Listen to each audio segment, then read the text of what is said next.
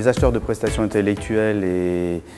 en général les acheteurs de prestations de conseil en particulier, c'est pas un sport de masse, c'est une petite population et c'est un métier qui est apparu il y a 13-14 ans quand on a créé le groupe Achat. Et les acheteurs, c'était plutôt des messieurs qui avaient peut-être 30 ans de maison et qui venaient de l'industrie et qui avaient pour mission juste de faire baisser les prix, ou en tout cas qui voyaient leur mission comme ça. Au fil des années, à la fois à travers le travail pédagogique que l'on a fait et que l'on a fait avec l'aide de nos partenaires acheteurs, et à la fois parce qu'il y a tout simplement des formations qui sont mises en place dans les universités, on a vu apparaître une nouvelle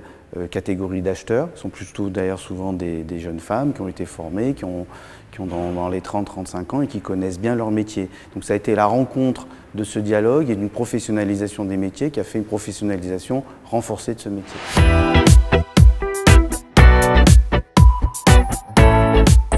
Le référencement, c'est un grand compte qui va choisir 2, 3, 4, 5 cabinets et qui va contracter avec ces 2, 3, 4, 5 cabinets pendant 3-4 ans et qui va travailler qu'avec eux. Donc nous, au niveau syndical, on a toujours pensé que c'était pas très concurrentiel, c'était priver les cabinets de taille petite ou moyenne de l'accès à ces marchés, ce qui est encore assez vrai, avec des gens qui nous rétorquaient « mais nous, vous êtes 300 sur le marché, on peut pas sourcer tout le monde, vous avez qu'à vous débrouiller pour faire de la sous-traitance ». Et nous, de leur dire « bah non, parce qu'on n'a pas vocation à être sous-traitant, et vous, votre métier, c'est pas juste de faire baisser les prix et de faire des appels d'offres, c'est de sourcer. C'est le travail intelligent de l'acheteur, c'est de sourcer les bonnes compétences pour apporter la bonne valeur ajoutée aux clients internes. » Et nous, notre métier, c'est pas de répondre à des appels d'offres de manière technocratique et académique, c'est plutôt de, dès le départ, réfléchir à une bonne approche de la valeur ajoutée qu'on peut vous apporter. Notre réflexion dans le groupe Achat, il ne faut pas l'oublier, c'est essentiellement comme fil conducteur, quelle est la valeur ajoutée d'une prestation de conseil, qui est une prestation intellectuelle. Il s'est passé deux choses. Il s'est passé que nos travaux, modestement mais sérieusement, ont contribué à améliorer la compréhension de notre métier par les acheteurs,